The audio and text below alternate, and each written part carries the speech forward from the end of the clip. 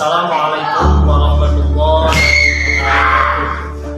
Perkenalkan, kami peserta Latsar CPNS Kementerian Agama Angkatan 1 Kelompok 2 akan mempresentasikan sebuah tugas kelompok podcast tentang bela negara. Selamat menyaksikan. Assalamualaikum warahmatullahi wabarakatuh. Jadi hari ini saya sedang bersama salah satu mahasiswa IAIN Parepare. Beliau adalah ketua dari Forum Riset dan Karya Ilmiah Mahasiswa IAIN Parepare. Apa kabar? Alhamdulillah. Baik, jadi kita akan memperbincangkan tentang isu yang lagi viral tentang demonstrasi kemarin yang mengawal keputusan MK tentang batas pencalonan usia calon kepala daerah. Oke, Saudara Arfian, bagaimana tanggapan Anda terkait aksi demonstrasi yang terjadi kemarin? Ya, sebelum saya mau menyampaikan tanggapan saya, Bu, saya sedikit menelisik lebih awal sebagaimana apa yang menjadi problematika atau sebab akibat dari demonstrasi ini. Di mana dari sebagaimana yang kita tahu, bahkan semuanya ya, mungkin terutama untuk mahasiswa, kita ketahui bahwasanya demonstrasi ini diakibatkan karena presiden kita mengutus salah satu anaknya untuk menjadi kepala daerah. Padahal syarat utama untuk mendaftarkan diri untuk menjadi calon kepala daerah mempunyai batas usia. Nah, sedangkan salah satu anaknya ini batas usianya belum cukup, di mana baru cukup pada saat pelantikan. Yang ini menjadi problematika sehingga menjadi masalah yang memicu demonstrasi dari mahasiswa gitu. Iya. Jadi kemarin kan sempat viral di media sosial dan menjadi trending satu di Twitter tentang dibunyikannya sinyal atau alarm darurat. Bagaimana tanggapan Anda terkait hal tersebut? Saya rasa hal tersebut itu merupakan isu yang benar dan bukan isu yang sekedar opini. Karena dilihat dari hal tersebut, Indonesia yang kita ketahui adalah mempunyai sistem demokrasi. Tetapi yang terjadi saat ini sangat miris, di mana dari sistem demokrasi itu diubah menjadi sistem kekeluargaan. Ini bukanlah tentang Indonesia bukanlah sistem Indonesia bukanlah kerajaan. Makanya kita sangat perlu untuk menindaklanjuti problematika ini, untuk terutama kepada mahasiswa untuk mengkritik pemerintah atas dasar ketidakadilan tersebut, Ibu. Ya, jadi kalau begitu bagaimana sih menurut Anda dampak yang ditimbulkan baik itu di kalangan mahasiswa maupun di kalangan masyarakat terkait aksi tuntutan mahasiswa tersebut? Ya, saya rasa kalau hal tersebut itu sangat berdampak terkhusus kepada kita seluruh rakyat Indonesia, karena yang kita ketahui kan ini Indonesia mempunyai sistem demokrasi, negara hukum gitu. Kalau negara kita hukumnya saja dari yang diambil itu tentang akalan-akalan pemerintah saja, maka kita khawatir negara Indonesia ke depannya itu sangat bobrok atau sangat tidak teratur nanti dalam sistem demokrasinya. Jadi secara hukumnya itu sudah tidak kuat gitu. Jadi Saudara Arfian, menurut Anda bagaimana tanggapan Anda? Apakah Anda setuju dengan tuntutan-tuntutan yang dilayangkan kepada pemerintah? Saya rasa saya sebagai mewakili untuk mahasiswa Indonesia, saya sangat setuju dengan peringatan tersebut untuk mengembalikan sistem demokrasi kita yang dahulu untuk menindaklanjuti hal tersebut agar kiranya Indonesia tidak hanya merdeka pada 1945, tapi secara demokrasi, secara hukum itu merdeka seterusnya dan tanpa ada penindasan sedikit pun kepada masyarakat, terutama dari pihak-pihak politik yang mengambil seluruh tatanan pemerintahan. Oke, baik. Terima kasih Saudara Arfian telah menyempatkan waktunya untuk hadir pada wawancara hari ini. Kemudian terima kasih juga telah memberikan tanggapan dan gambaran dalam diri Anda sebagai mahasiswa terkait isu yang lagi viral tentang keputusan MK terkait pencalonan batas umur pencalonan kepala daerah. Terima kasih Saudara Arfian. Mungkin hari ini cukup sekian podcast kita.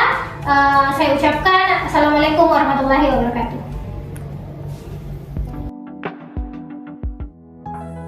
Assalamualaikum warahmatullahi wabarakatuh. Selamat datang di Nusantara Podcast. Pada hari ini saya sudah ditemani oleh narasumber yang sangat spesial. Bagaimana kabarnya Pak Arif?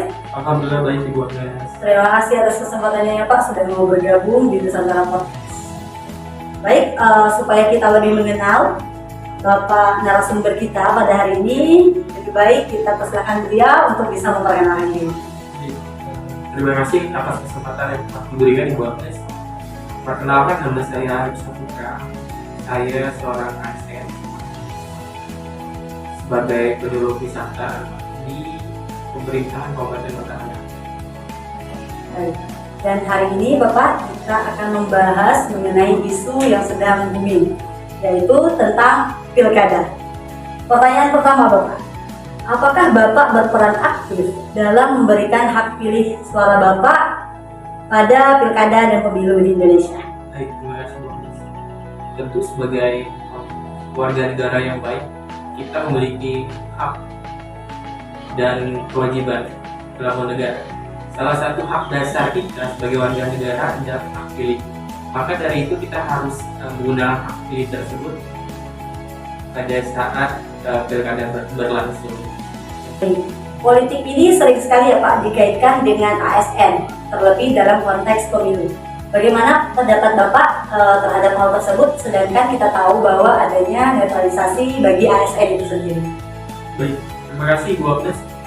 Yang pertama yang harus kita sadari bahwa ASN merupakan pelayanan publik, di mana kita berinteraksi dengan banyak masyarakat dari latar belakang yang berbeda. Jangan sampai pelayanan ini dicederai oleh pilihan politik kita, karena kita tidak netral. Jadi kita tidak boleh membedakan latar belakang politik dari masyarakat tersebut dan tetap fokus kepada pekerjaan kita dan memberikan pelayanan kepada masyarakat secara maksimal. Yang kedua, pengaruh kekuasaan. Jika ASN tidak netral, maka kekuasaan bisa disalahgunakan untuk mendukung salah satu paslon. Hal ini tidak dibenarkan. Dan yang ketiga adalah integritas pemerintah. ASN harus netral untuk menjaga integritas pemerintah. Jangan sampai masyarakat tidak percaya dengan pemerintah karena ASN tidak netral dan mendukung salah satu pasangan calon. Ini harus terjaga sebagai. Baik. Lalu menurut Bapak, mekanisme apa yang sebenarnya paling efektif dan untuk memantau dan memastikan netralisasi ASN? ASN sendiri memiliki kode etik, yaitu kode etik nomor 5 tahun 2014. Jadi kita harus mematuhi kode etik tersebut. Dan yang kedua, edukasi. Biasanya menjelang pemilu ada surat edaran yang dikeluarkan oleh badan terkait yang menjelaskan tentang apa saja yang boleh dilakukan dan tidak boleh dilakukan ASN selama masa pemilu. Yang ketiga, evaluasi kinerja. Kita bisa melakukan evaluasi kinerja untuk memantau kinerja seorang ASN tersebut selama masa pemilu. Dan yang keempat, masyarakat juga bisa ikut andil dalam menjaga ataupun memonitoring perilaku ASN saat masa pemilu dengan melaporkan jika ada ASN yang terlibat dalam politik praktis kepada badan yang berwenang. Baik, berarti masyarakat juga bisa memonitoring ya Pak kegiatan pemilu supaya ASN ini tetap bersifat netral, begitu ya Pak? Oke, mungkin sekian pembahasan kita pada kali ini mengenai pilkada atau pemilu yang didapatkan langsung dari seorang ASN. Baik, terima kasih Bapak atas kesempatan dan waktunya untuk bisa hadir di sini. Sekian Nusantara Podcast. Assalamualaikum warahmatullahi wabarakatuh. Bismillahirrahmanirrahim. Assalamualaikum warahmatullahi wabarakatuh. Assalamualaikum warahmatullahi wabarakatuh. Selamat siang, ini Bang Rudi. Terima kasih waktunya sudah datang ke acara podcast yang sederhana ini, tapi insya Allah maknanya dalam. Insya Allah. Oke, teman-teman sekalian, ini saya perkenalkan dulu. Ini depan kita ada Pak Rudi Irawan. Beliau ini Wakil Ketua PCNU Kota Bandar Lampung dan juga anggota Komisi Kerukunan Umat Beragama MUI Provinsi Lampung. Luar biasa sekali. Jadi kalau kita berbicara terkait dengan tokoh agama, nah beliau ini nggak salah. Baik Bang Rudi, ini kita mau Bang Rudi aja ya, biar kita akrab Bang ya. Santai aja. Siap. Oke Bang Rudi, ini kita akan bahas tentang seputar wawasan kebangsaan terkait dengan ke pilkada ini Bang. Kan ini kita akan dekati pilkada yang Bang. Sebentar lagi bulan November kalau tidak salah. Ya. Nah, kan banyak konflik intrik yang akan terjadi ke depannya terkait, apalagi kemarin kita lihat nih Bang, ada keputusan MK yang baru keluar. Nah, menurut pandangan Abang terkait keputusan itu gimana? Ya, menurut saya dengan adanya keputusan MK yang membolehkan partai-partai yang non parlemen pun ikut mengajukan dan mengangkat seorang calon, itu membuat demokrasi di negeri kita akan semakin hidup. Justru ketika MK tidak mengabulkan tuntutan Partai Buruh dan Gelora untuk menghapus undang-undang pilkada terkait batasan kursi di parlemen, itu akan mematikan demokrasi yang ada, sehingga terkesan pemilu yang dilakukan itu sudah tersusun dengan masif dan sistemik, bahwa harus ini yang maju, harus ini yang jadi. Saya sepakat dengan adanya putusan MK tersebut, membuat demokrasi kita dinamis dan semakin baik. Seberapa penting sih Bang menurut tokoh agama sendiri pemilu yang damai itu? Sangat-sangat penting dan urgent ya. Karena apa? Bagi kita umat beragama ini wajib untuk mengikuti pemilu. Kenapa? Dengan adanya pemilu, kita akan memilih calon-calon pemimpin yang berintegritas, kapabilitas, profesional, adil, dan memang mempunyai visi memajukan rakyat secara umum. Justru ketika tokoh agama ini apatis terhadap pelaksanaan pemilu, bahkan underestimate, mempunyai justifikasi yang tidak baik dengan penyelenggaraan pemilu, itu akan membuat umat yang ada di bawahnya pun apatis, bahkan skeptis terhadap pemilu itu sendiri. Tokoh agama kita aja males kok. Maka di sini peran ulama, peran tokoh agama itu sangat penting, memberikan pemahaman politik, pembelajaran politik, pencerahan kepada umat yang di bawahnya agar antusiasme dalam melakukan pemilihan umum, sehingga bisa memperoleh pemimpin-pemimpin yang berintegritas. Kalau terkait dengan kampanye yang biasa dilakukan orang-orang ini kan ada politik uang, dan sebagainya. Gimana Bang peran tokoh agama untuk mendorong agar praktek-praktek yang buruk tadi itu tidak berlaku baik untuk masyarakat atau si pemerannya langsung, si partai ataupun si calon pengusung? Baik, terima kasih. Saya pikir seperti saya katakan tadi, peran penting bagi tokoh agama itu sangat luar biasa. Di sini mampu memberikan pencerahan kepada para pemilih bahwa agama pun mengajarkan bahwa suap itu dilarang. Dalam Islam sendiri pun dikatakan la'anallahu ala rosi wal murtasi. Allah itu melaknat orang yang menyuap, yang disuap. Bahkan apa? Ar-rosi wal murtasi finar, yang menyuap dan yang disuap dalam neraka. Nah, jauh dari itu, tokoh agama pun di sini harus bisa bersinergi dengan penyelenggara pemilu, apakah itu KPU, Bawaslu, agar betul-betul memberikan pemahaman kepada partai politik, kepada para pendukung tokoh ataupun calon yang akan mengikuti kontestasi pemilu, bahwa yang namanya politik uang itu tidak memberikan dampak baik dari hasil pemilu. Yang ada malah kita dengan adanya money politik tersebut secara tidak langsung mendukung calon-calon pemimpin yang tidak memiliki integritas. Artinya ketika itu terjadi, maka ketika dia terpilih, dia tidak bisa menepati janjinya, bahkan hanya mementingkan kelompok dan pribadinya, yaitu kesalahan kita sendiri. Nah, tetap bersinergi dengan para penyelenggara pemilu dan juga pemerintah. Ada nggak menutup kemungkinan kalau ada mungkin putusan Bawaslu atau KPU yang akhirnya didemo masyarakat atau didemo partai politik. Pasti ada konflik kan di antara kedua partai ini atau di antara partai dengan masyarakat. Nah, peran ulama itu di mana, Bang? Jika ada konflik itu gimana, Bang? Menjadi penengah, menjadi sebuah pencerah di semua pihak, artinya memiliki independensi.